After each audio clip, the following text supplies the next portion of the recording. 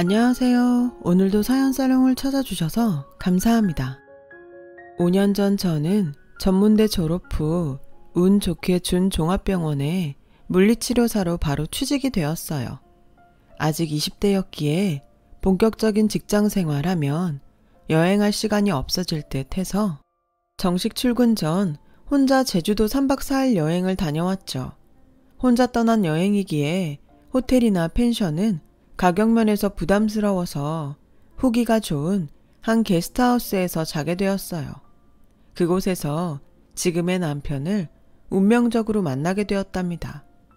지금도 그렇지만 당시도 게스트하우스란 곳은 낯선 여행객들이 함께 모여 자고 파티도 하는 곳이라 20대들이 대부분이었는데 뜨거운 피를 가진 청춘 남녀라 그런지 눈 맞는 경우가 많더라고요.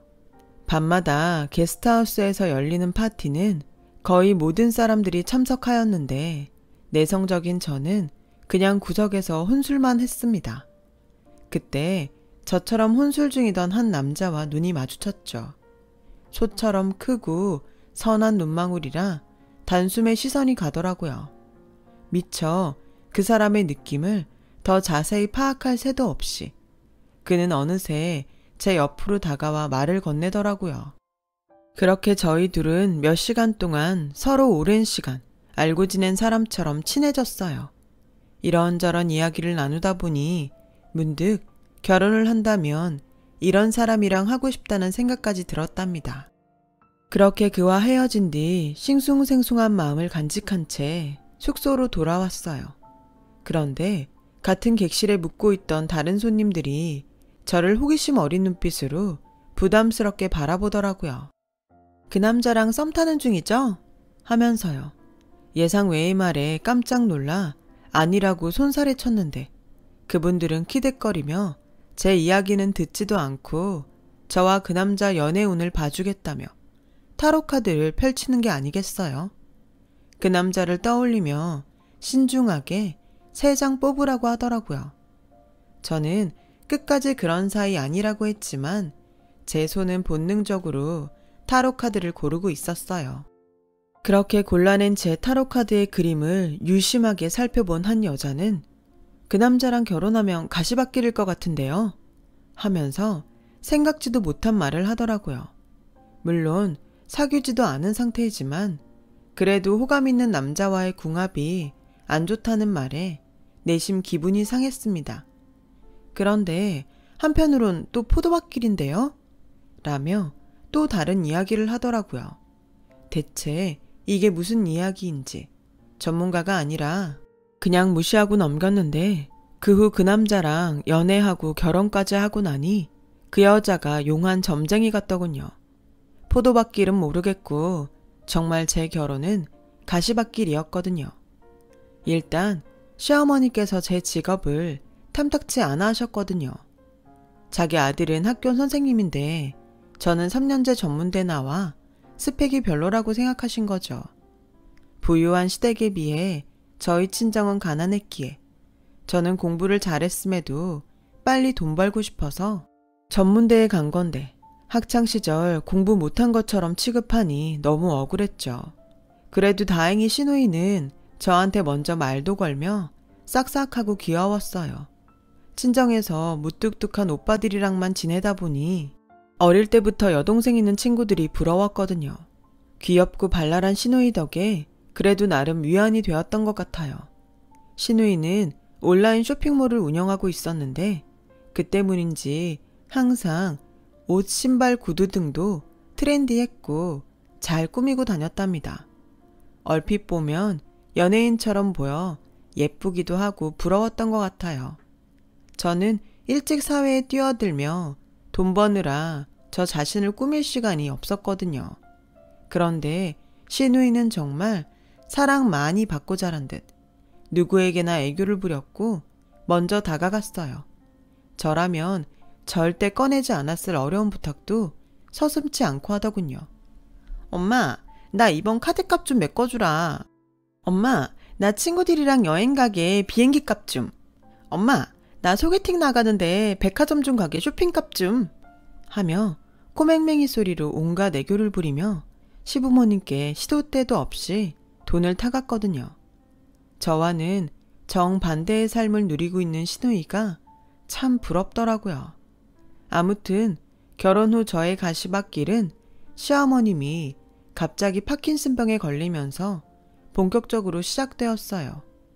물리치료사로 다양한 환자를 대상으로 재활치료를 진행했기에 저는 파킨슨병이 얼마나 무서운 병인지 잘 알고 있었거든요. 바로 손관절이 굳고 움직임이 느려져 제대로 거동을 할 수 없는 완치 불가능한 병이었죠. 약기운이 떨어지면 온몸에 마비 증세가 나타나서 나중엔 침대에 내내 누워 생활해야만 하는 병. 그런 무서운 병이요. 물론 증세가 아주 천천히 진행되는 경우도 있었는데 대부분 몇 년 사이에 악화되는 경우가 많더라고요. 시어머니의 파킨슨병 진단 소식에 식구들은 모두 침울했고 특히 남편은 안 피우던 담배까지 피며 괴로워하더라고요. 그런 남편을 보며 저는 뭐라도 힘이 되고 싶어 한 가지 제안을 했습니다. 여보, 어머니 내가 다니는 병원으로 재활치료 받으시게 하자. 파킨슨병도 재활 꾸준히 하면 효과 있으니까. 다행히 시댁과 제 직장이 가까워서 어머니는 매일 저희 병원으로 치료를 받으러 오셨고 저는 있는 힘을 다해 어머님의 굳은 몸을 풀어지게 하는 데 썼어요. 그런데 시어머니는 치료가 끝나고 나서도 고맙다는 말 한마디도 안 하셨습니다. 평소에도 말수가 적은 분이라 그냥 그러려니 이해하려고 해봤는데 시간이 지날수록 서운함이 더해지더군요. 그러던 어느 날 시아버님 생신이라 시누이까지 모여 시댁에서 식사를 하게 되었어요. 밥을 다 먹고 이제 집에 가려는데 갑자기 시누이가 언니 얼마 전에 무거운 거 들다가 허리를 조금 삐끗했는데 언니가 좀 봐주시면 안 돼요? 하더라고요. 시누이 상태는 많이 괜찮아 보였는데 그날따라 저도 참 많이 피곤했어요. 하지만 시누이가 부탁을 한 게 처음이라 그냥 거절도 못하고 응했어요. 그렇게 시누이가 아프다며 엄살 피우던지 말던지 저는 묵묵히 아프다는 부위를 잘 풀어주었고 시누이가 잠깐 화장실을 갈 동안 쉬고 있었어요. 그때 갑자기 시누이로부터 톡 하나가 왔습니다. 야, 완전 내 전용 안마사야. 너도 언제 받게 해줄게. 덩치가 곰처럼 커서인지 누르는 힘이 좋더라고.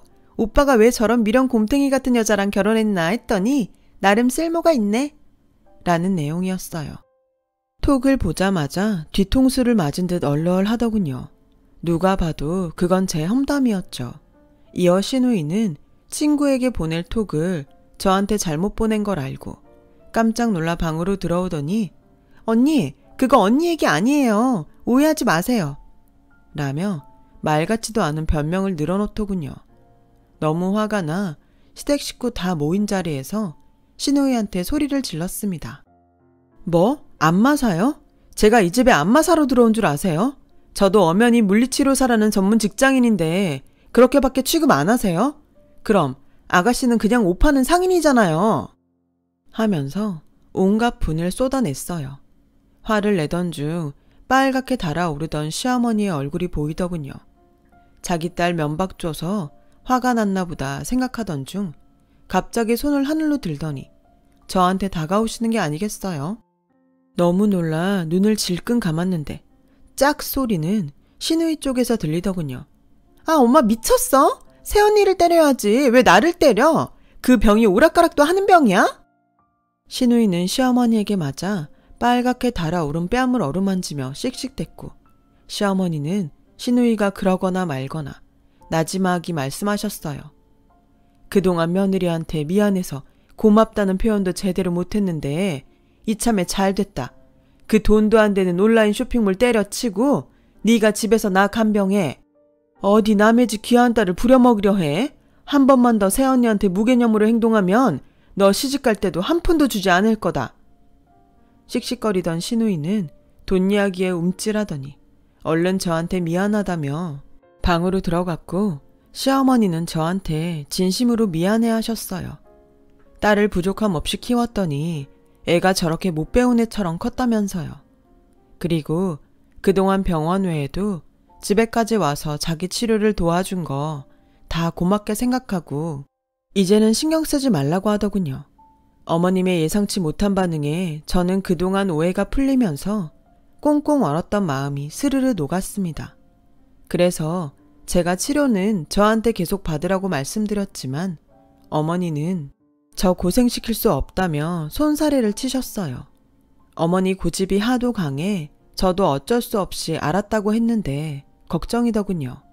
그런데 우려했던 일이 터졌습니다. 평일엔 집으로 간병인이 와서 어머님을 보살펴주는데 주말엔 간병인이 쉬어 남편이랑 시누이 돌아가면서 어머님을 돌보기로 했거든요. 그런데 시누이가 어머니를 돌보기로 한 날 어머니께서 보행기를 혼자 끌고 가다 그만 넘어져서 크게 다치신 거였어요. 알고 보니 옆에서 봐주어야 할 시누이가 이어폰으로 음악 듣느라 어머님이 넘어진 후에 크게 비명을 질러도 몰랐다고 하더군요. 아가씨, 정신이 있는 거예요, 없는 거예요? 일주일에 딱 한 번 어머니 보살피는 게 그렇게 힘들어요?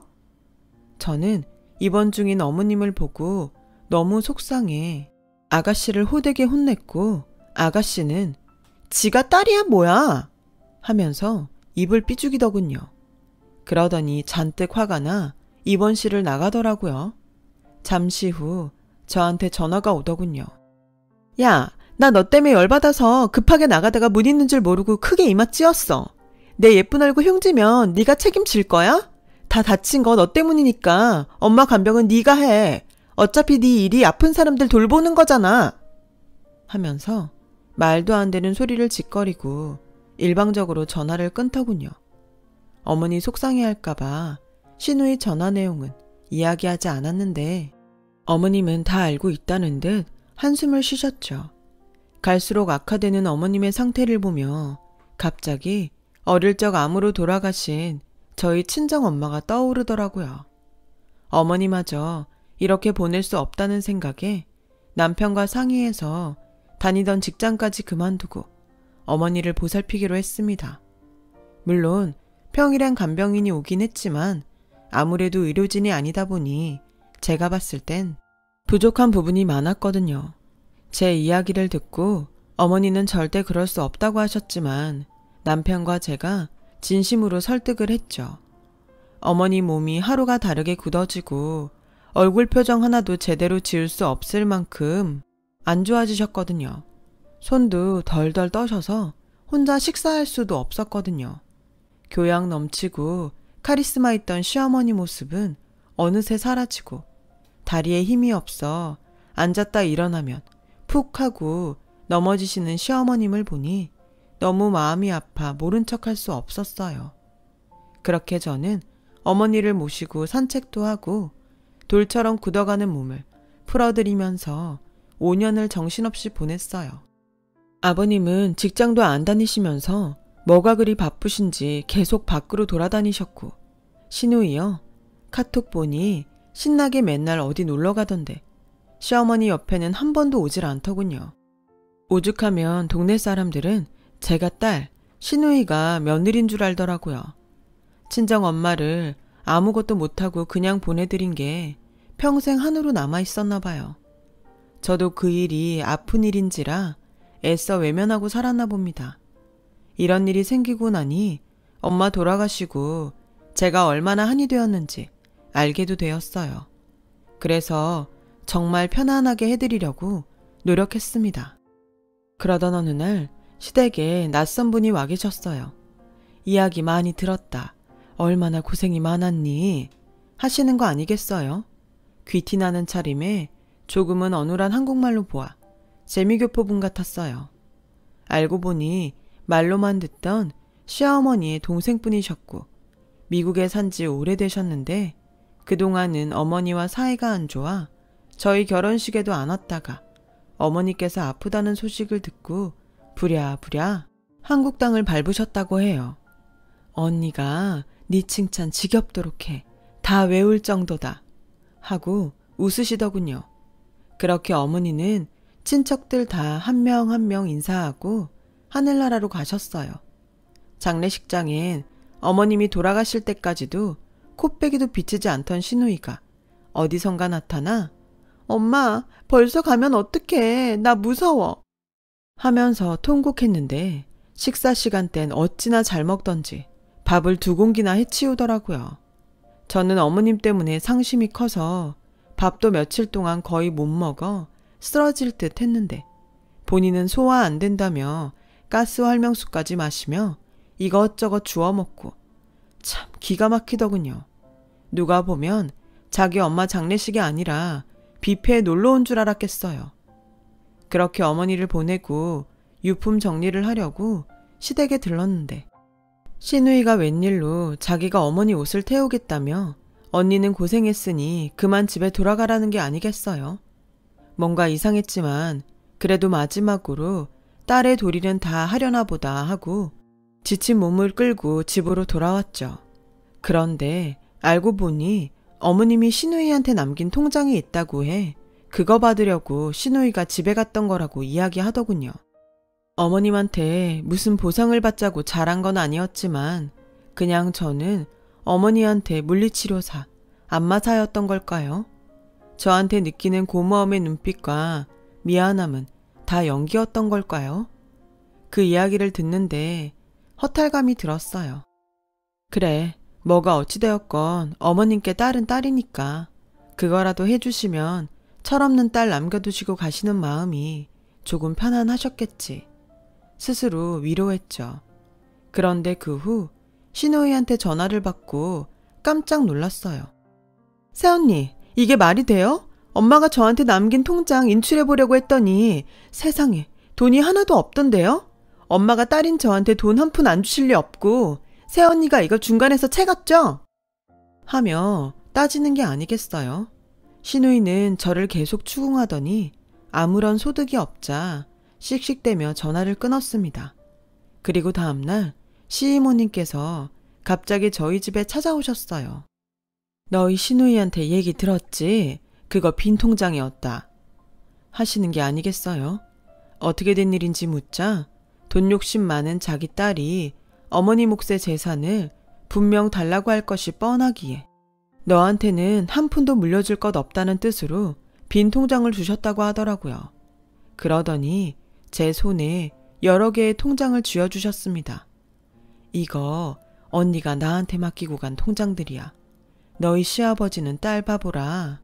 분명 이 통장을 자기 남편한테 맡기면 딸한테 줄 거라면서 내가 대신 너한테 전해달라고 부탁하더라고. 믿을 사람은 나밖에 없다고 하시면서 편지 한 장도 건네주셨어요. 시어머니께서 돌아가시기 전 저한테 남기신 편지라면서요. 천천히 종이를 펼치자 힘없이 삐뚤빼뚤 써내려간 어머님의 글씨가 눈에 들어왔습니다. 울컥 쏟아져 나오는 눈물을 참고 한 글자 한 글자씩 읽어 내려갔죠. 며느라기야, 다른 시어머니들처럼 너한테 만난 밑반찬도 제대로 해주지 못하고 고생만 시키다 가는구나. 힘들어도 늘 웃는 얼굴로 나를 보살펴줬던 우리 며느리. 내 남편이랑 딸도 나를 귀찮아했는데 너는 내 딸도 아닌데 나를 이렇게 살펴주고 고맙다는 말도 부족하다. 그 통장들은 내 아들한테도 말하지 말고 너만 알고 있다. 너 필요할 때 쓰고 친정 어려우면 친정 도와주고 그러렴. 하늘나라에서도 우리 며느라기 행복하게 살길 기도할 테니 나처럼 아프지 말고 건강하게 잘 지내라. 내 아들이 너 같은 아내를 둬서 참 다행이다. 고마워 며느라. 어머니의 편지를 읽고 순간 어머니를 오해했던 제 자신이 너무 부끄러워 펑펑 울었습니다. 그리고 집에 와서 통장을 열어보니 말도 못하게 큰 액수가 찍혀 있더라고요. 그 돈이 어머님 목숨값 같아 한동안 한 푼도 쓰지 못하고 두고 있었죠. 시누이는 어떻게 되었냐고요? 어머니가 돌아가시고 예상 밖에 아버님까지 시누이한테 등을 돌리자 이제는 저희 남편한테 달라붙어 돈 하더라고요. 어느 날 남편이 심각한 표정으로 톡을 하고 있었어요. 여자의 직감일까요? 무슨 일이냐며 주고받는 톡을 확인하니 참 과간도 아니었습니다. 오빠, 잘 지내? 엄마가 요새 너무 보고 싶다. 이제 아빠까지 돌아가시면 하늘 아래 오빠랑 나밖에 없는데. 라는 둥. 오빠, 파킨슨병도 유전이라는데 나도 그런 병 걸리는 거 아니겠지? 몸도 좀 떨리는 것 같고 무섭네. 그래서 요즘 일도 못하고 쉬고 있는데 나 돈 좀 주면 안 될까? 라면서 돌아가신 시어머니를 핑계로 마음 약한 남편을 꼬드겨 돈을 요구하더라고요. 남편은 마치 어머니께 못해준 거 동생한테라도 챙겨주며 마음의 빚을 갚으려는 듯 내용 살펴보니까 몇 달 동안 남편이 몇백이나 줬더라고요. 어찌할까 고민하다 안 되겠다 싶어서 남편의 폰을 뺏어서 제가 톡을 썼어요. 이제 용돈 없다. 그리고 그렇게 엄마가 보고 싶었으면 엄마 돌아가시기 전 한 번이라도 더 찾아뵙지 그랬니? 이제야 엄마가 보고 싶다고 울고 그런들 엄마가 다시 살아오시니? 하늘나라에서도 엄마 눈 편히 감으시게 철 좀 들어라 제발. 그리고 너 몸 떨리는 거 알코올 중독이라서 그래. 술 좀 작작 마셔. 라고요. 톡 보내면서 속이 다 시원하더군요. 그래서 저도 시어머니께서 시누이한테 남기신 빈 통장 이야기하며 어머니도 시누이가 정신 차리길 바랄 거라고 따끔히 충고해 줬습니다. 그 뒤론 남편도 시누이의 용돈을 끊었고 시누이는 집에서 자길 버렸다며 난리치더니 그나마 유지되고 있던 온라인 쇼핑몰도 망하고 월세로 살고 있던 집도 나와 여기저기 아르바이트를 다니더군요. 아직도 어머니 모신 낙골당 한번 가지 않은 건 이해가 가지 않습니다. 자기를 낳아주고 길러주신 엄마인데 기일도 챙기질 않다니. 가끔 시아버지 찾아가는 것도 돈 달라고 뗐을 때만 얼굴 비추더라고요. 하늘에서 이런 시누이의 모습을 보면 어머님이 얼마나 마음 아파하실까 생각하면 답답합니다. 언젠가 결혼하고 애를 낳으면 부모 마음을 조금이라도 이해하겠죠, 뭐. 그리고 예전에 타로점에서 나왔던 가시밭길과 포도밭 이야기 진짜였더라고요. 어머님이 주신 돈은 시골에 있던 포도밭을 정리한 돈이었거든요. 나중에 시이모님한테 그 이야기를 듣고 어찌나 소름이 쫙 돋던지.